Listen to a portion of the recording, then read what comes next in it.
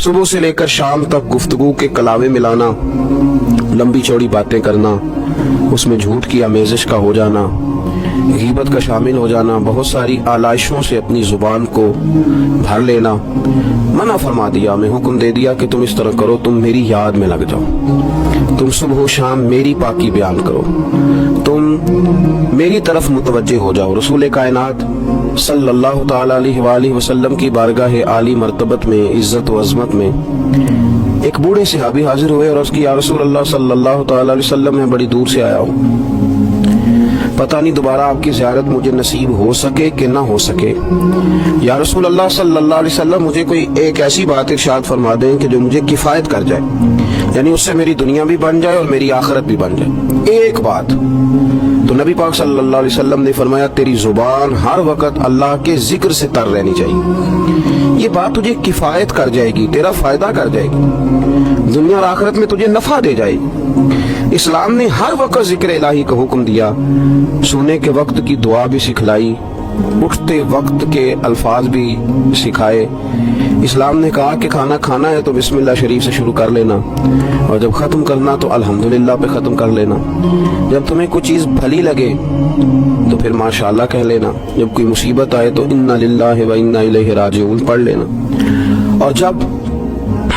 سیڑھیاں چڑھنے لگو تو اللہ اکبر کہا جائے، اور اونچائی سے اترنے لگو تو سبحان اللہ کہا جائے۔ گویا ہر موقع پر اللہ کی یاد کو، اللہ کے ذکر کو، رب کریم کو ہمیشہ یاد رکھا جائے۔ رسول کائنات صلی اللہ علیہ وسلم کے بارے میں سیدہ طیبہ طاہرہ حضرت عائشہ صدیقہ رضی اللہ تعالیٰ عنہ فرماتی ہیں کہ اللہ کے رسول علیہ السلام ہر وقت اپنے رب کو یاد کرتے تھے، ہر وقت حضور اپنے رب کو یاد کرتے تھے، ہر وقت اللہ کے محبوب صلی اللہ علیہ وسلم کی زبان اطہر پر اپنے رب کریم کا ذکر رہتا تھا۔ تو کثرت کے ساتھ ذکر کرنا اور ذکر کو اپنی طبیعت کا حصہ بنا لینا۔ آپ کتاب و سنت کا جب مطالعہ کرتے ہیں تو آپ غور فرمائیں کہ نبی پاک صلی اللہ علیہ وسلم نے مختلف صورتوں کے فضائل بیان کیے،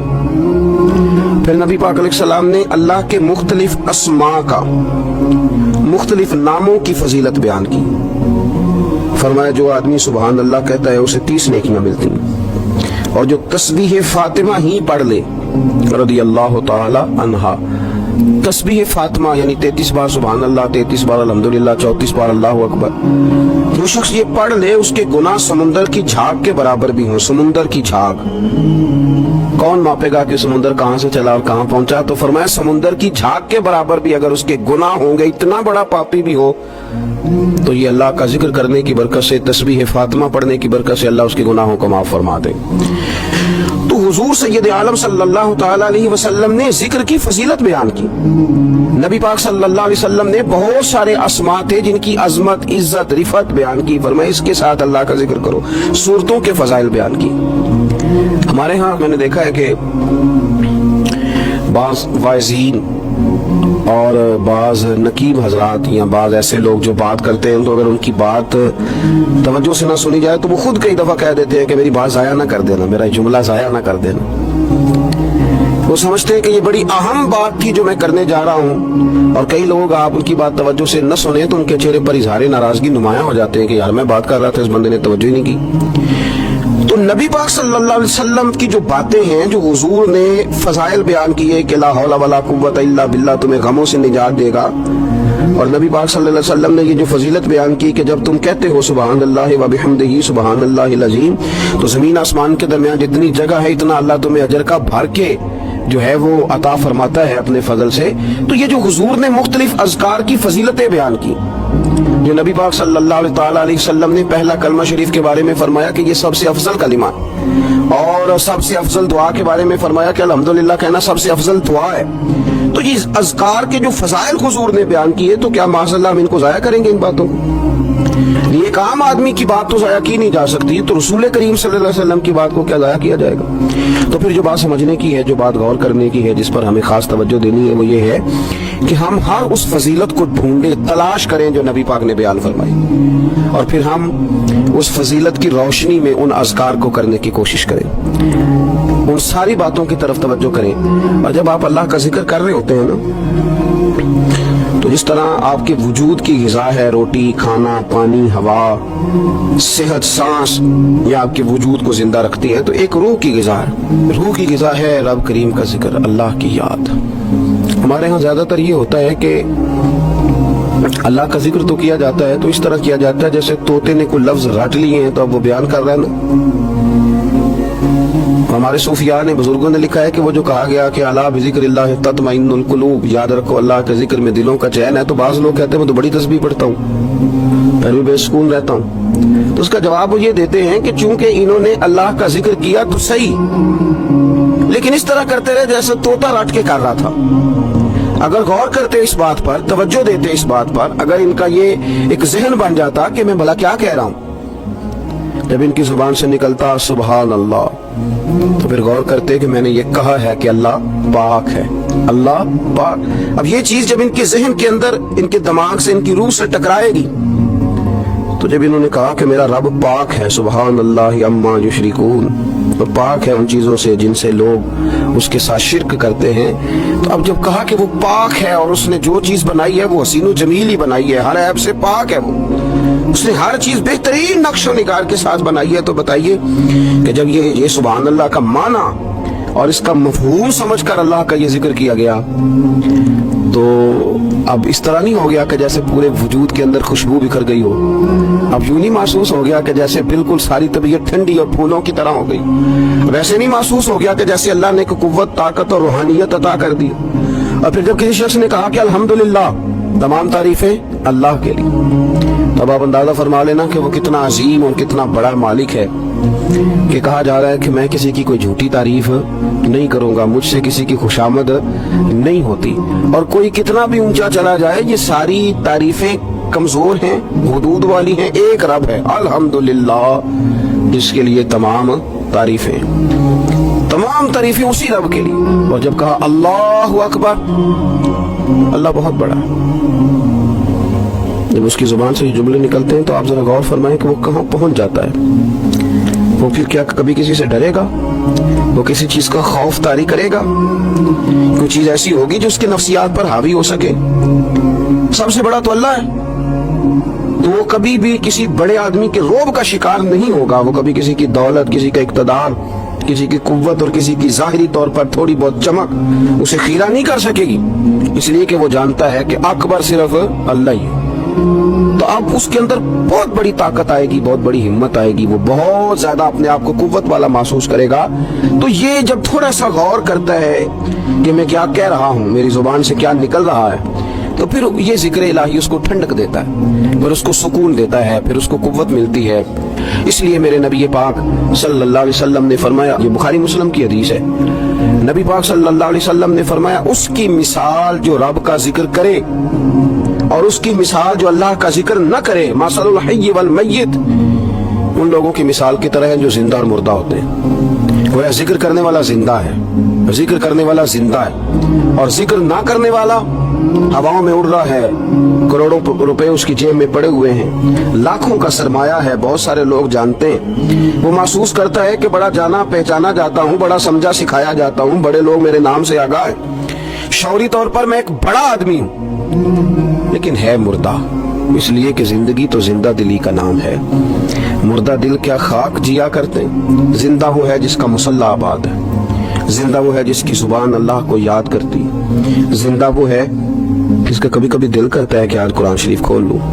زندہ تو وہ ہے جس کی طبیعت چاہتی ہے کہ یار آج لاؤ نا تسبیح، تھوڑا سا درود و سلام اپنے محبوب پہ پڑھوں، زندہ تو وہ ہے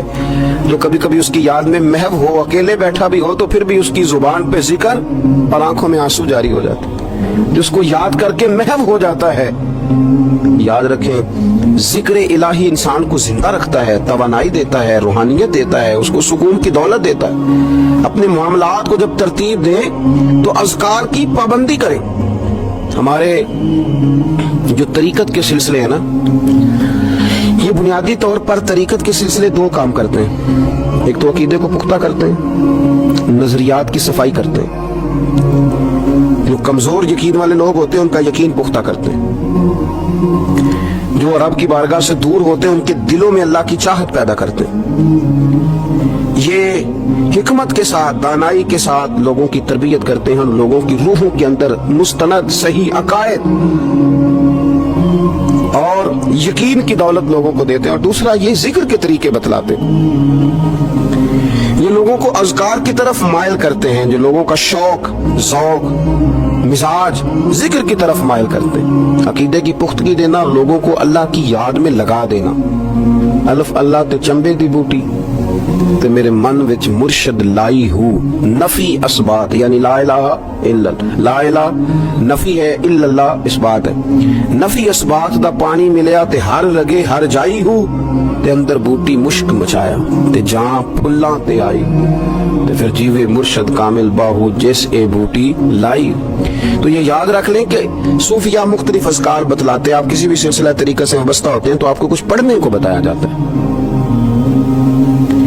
اب کیا ہم نے اس بات کو سمجھا ہی نہیں، ہم نے یہ توجہ ہی نہیں کی کہ ہم شیخ کی بارگاہ میں گئے تھے تو انہوں نے ہمیں کچھ پڑھنے کو، کہیں بھی آپ جائیں آپ کو کوئی استغفار بتا دے گا، آپ کو کلمہ شریف بتا دے گا، کچھ نہ کچھ بتایا، لیکن ہم نے کیا کیا؟ ہماری اذکار کی جانب توجہ نہیں رہتی، ہم ذکر نہیں کرتے۔ ہمارے لیے جو کام سب سے مشقت والا ہے وہ ہے ذکر۔ اچھا بڑا عجیب آدمی ہے نا جو کسی کالج میں یونیورسٹی میں داخلہ لے اور چاہتا بھی پاس ہونا ہے پر کتاب کھول کے نہیں دے کے پڑھنا چاہتا، نمبر بھی چاہتا ہے میرے 100% ہو، لیکن کہتا ہے مجھے کتاب نہ پڑھنی پڑے، تو یہ تو بیوقوفی ہے نا۔ آپ کو نصاب پڑھنا ہے اور نصاب کی تیاری کرنی ہے اور پھر نصاب کے مطابق آپ کو چلنا ہے، آپ کا ایک نصاب ہے۔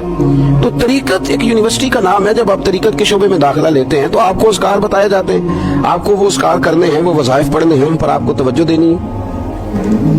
ان پر آپ کو غور کرنا ہے۔ تو ذکر جب آپ کریں گے تو پھر آپ کو بہت ساری ایسی چیزیں نصیب ہوں گی جن کا نفع ہوگا۔ تو ہمارے صوفیاء ایک تو تنہا ذکر کرتے، پھر اجتماعی ذکر کا بھی سبق دیتے۔ رسول اللہ صلی اللہ تعالی علیہ وسلم نے فرمایا جب کوئی قوم اللہ کے ذکر کے لیے بیٹھتی ہے تو فرشتے انہیں گھیر لیتے ہیں، رحمت انہیں ڈھانپ لیتی ہے، اور حضور فرماتے ہیں ان پر سکینہ اترتا ہے اور وہ ایک جماعت میں بیٹھ کے اللہ کا ذکر کر رہے ہوتے ہیں اور اللہ فرشتوں کے سامنے ان کا تذکرہ کرتا ہے، فرشتوں کے سامنے۔ تو ایک تو انفرادی ذکر، پھر جو مجالس سے ذکر ہیں، محافل ذکر ہیں، ان کی افادیت یہ ہے کہ جب جمع ہو کر کے لوگ بیٹھتے ہیں تو پھر ان پر اللہ کی رحمت چھا جاتی، پھر اللہ کا فضل ان کی نگہبانی اور خبرگیری کرتا ہے۔ اپنی زبان کو ذکر سے تار رکھیں، جہاں بیٹھیں اجتماعی طور پر وہاں بھی اللہ کی یاد کے ساتھ بیٹھیں، رب کریم کا ذکر کریں۔ ہمارے ہاں اب خلوت میں بیٹھنا، تھوڑا سا لوگوں سے الگ ہو کے بیٹھنا، تنہائی میں بیٹھنا، یہ لوگوں کے لیے اس لیے مشکل ہو گیا ہے کہ لوگ ذکر میں تو بیٹھ نہیں سکتے، عبادت کے ساتھ کوئی دلچسپی رہی نہیں، معاذ اللہ، وظائف پڑھنے کا کوئی ذوق نہیں، تو تنہائی میں بیٹھ نہیں سکتے۔ حالانکہ ترمذی شریف میں حدیث ہے، نبی پاک صلی اللہ علیہ وسلم نے فرمایا تمہارے لیے بہتر ہے کہ اپنے گھروں کو لازم کر لو، یعنی بلا وجہ ضرورت گھروں سے نہ نکلو، اپنے گھر میں رہو، اذکار کرو، عبادت کرو۔ یہ اگرچہ اسلام کے اندر رہبانیت نہیں، سارا کچھ چھوڑ چھاڑ کے مسجد میں بیٹھنے کا حکم نہیں ہے، لیکن آپ دیکھیں نا کہ حضور علیہ السلام کی حیات مبارکہ میں کچھ اوقات ایسے ملتے ہیں کہ سرکار خلوت میں تشریف لے جاتے، تنہائی میں بالکل الگ تھلگ ہو کے کچھ عبادت حضور نے تنہائی میں کچھ ذکر کیا ہے، الگ ہو کر۔ اعلان نبوت سے پہلے اللہ کے محبوب علیہ السلام مہینوں غار ہرا میں رہا کرتے تھے، وہاں کیا ہوتا تھا؟ اللہ کا ذکر ہوتا تھا، اللہ کی یاد ہوتی تھی، عبادت، ریاضت، تقوی، پرہیزگاری۔ پھر آپ یہ دیکھیے کہ نبی پاک صلی اللہ تعالی علیہ وسلم ہر سال رمضان المبارک میں 10 دن کا اعتکاف کرتے، اگرچہ حضور کے ذمے تبلیغی ڈیوٹیاں ہیں، سرکار کے ذمے جہاد کے بہت سارے معاملات ہیں، نبی پاک علیہ السلام نے 23 سالوں میں پوری دنیا کو انقلاب آشنا کرنا ہے، لیکن اس کے باوجود رسول کائنات صلی اللہ تعالی علیہ وسلم ہر سال رمضان کے آخری عشرے کا اعتکاف کرتے۔ اس کے علاوہ بھی حضرت عائشہ صدیقہ رضی اللہ تعالیٰ عنہ فرماتی ہیں رات کو مجھ سے فرماتے ابو بکر کی بیٹی تو اجازت دے تو رب کو راضی نہ کر لوں، وہاں بھی تنہائی میں کھڑے ہو جاتے۔ تو نبی پاک نے ہمیں بتلایا کہ کچھ وقت تنہائی کا تمہارے رب کے ساتھ گزرنا چاہیے، کچھ اوقات ایسے ہونے چاہیے۔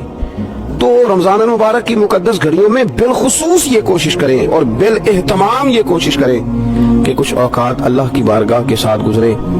کچھ وقت دعاؤں میں، التجاؤں میں، راز میں، نیاز میں۔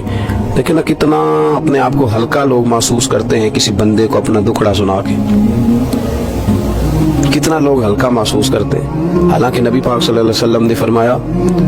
जो आदमी लोगों के सामने अपना फक्र बयान करे अल्लाह उसे गनी नहीं करेगा,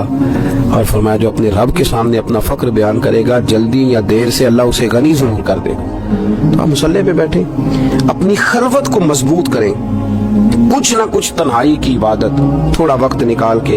रात को सुबह को जैसे आसानी हो जरूर इस पर तवज्जो दें। रसूल करीम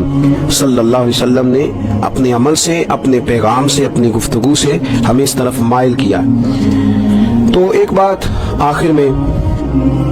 और जो बड़ी समझने वाली है उस पर भी तवज्जो करें। कुछ लोग कहते हैं जी मैं गाफिल हो गया हूँ, तो मेरे लिए मुश्किल हो गई है जिक्र करना, तिलावत करना, इबादत करना, वक्त गफलत में ज्यादा गुजरता है। बंदा गाफिल कब होता है? नबी पाक सल्लल्लाहु अलैहि वसल्लम ने फरमाया, शैतान जासिमुन अला क़ल्बि इब्ने आदम, फरमाया ये जो शैतान है ये इंसान के दिल के साथ चिमटा रहता है। फ़इज़ा ज़करुल्लाह खानसा, जब इंसान अल्लाह का जिक्र करता है तो ये उसका दिल छोड़ के हट जाता है। और फरमाया वइज़ा गफला वसवसा, जब इंसान गाफिल होता है तो फिर शैतान वसवसा डालता है। अब नबी पाक अलैहिस्सलाम की हदीस मुबारक पर गौर फरमाइए। हुजूर फरमाते हैं कि शैतान आदमी के दिल के साथ चिमटा हुआ है। जब बंदा करता है ना अल्लाह का जिक्र तो ये बंदे का दिल छोड़ के दूर चला जाता है। और फरमाया वइज़ा गफला वसवसा, जब बंदा गाफिल होता है तो शैतान वसवसा डालता है। ये नहीं फरमाया कि शैतान वसवसा डाले तो बंदा गाफिल होता है, पहले बंदा गाफिल हुआ है, पहले इसने जिक्र छोड़ा है। अगर ये जिक्र न छोड़ता तो शैतान इसे गाफिल न करता। तो आप अगर शैतान को भगाना चाहते हैं तो पकड़ ले तस्बीह करें अल्लाह अल्लाह, वो भाग जाएगा। अगर आप गफलत की चादर उतारना चाहते हैं, आप बिस्तर में उठने को तबीयत नहीं चाह रही, तो आप एक दफा हिम्मत करें तो सही, वुजू करें तो सही, फिर देखिए अल्लाह कितनी कुव्वत देता है। वो भाग जाएगा जब आप एक दफा बिस्मिल्लाह शरीफ पढ़ के निकलेंगे अपने बिस्तर से और बिछाएंगे मुसल्ला और करेंगे अल्लाह अल्लाह, तो देखिए किस तरह अल्लाह आसानी करता है। हम अपनी उस गफलत की बुनियाद पर उसको आवाज देते हैं कि आ जा मेरे साथ दोस्ती कर ले। तो शैतान इतनी ताकत नहीं है कि बंदा मोमिन पर गलबा पा सके,